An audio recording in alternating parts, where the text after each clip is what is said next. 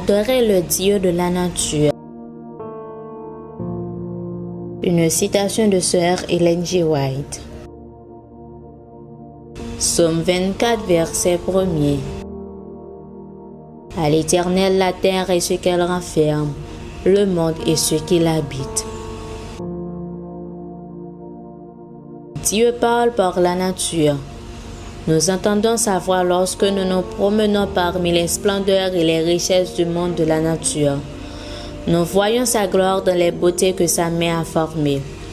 Nous contemplons ses œuvres sans qu'un voile s'interpose. Dieu nous les a données afin qu'en les observant, nous apprenions à le connaître.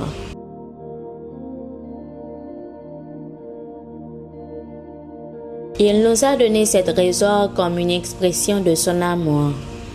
Le Seigneur aime la beauté, et pour nous être agréables, il a déployé autour de nous les splendeurs de la nature, comme des parents terrestres cherchent à entourer de beauté les enfants que Dieu aime.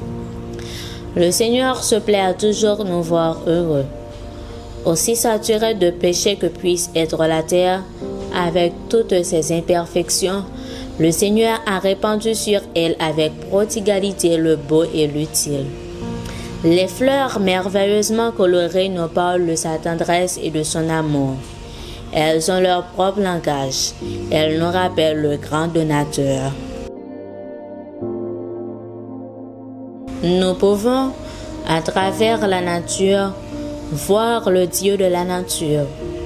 Dieu révèle son caractère dans les arbres magnifiques et altiers, dans les arbustes et les fleurs.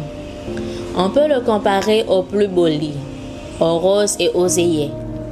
J'aime admirer les œuvres de Dieu dans la nature. Il a mis l'empreinte de son caractère.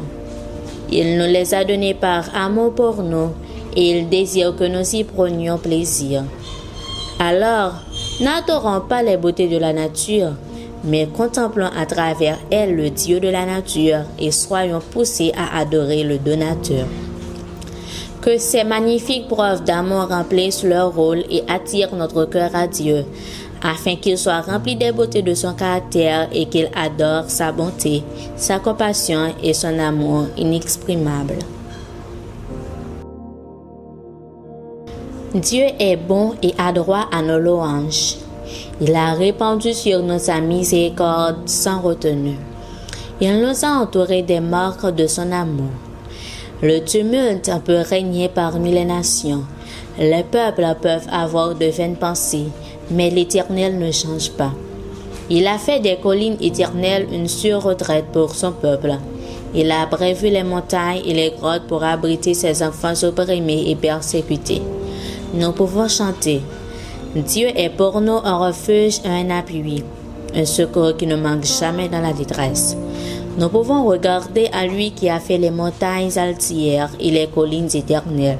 De son trône saint et exalté, il veillera sur ceux qui l'aiment et le craignent. Levez vos yeux en haut, page 319, paragraphes 2 à 5.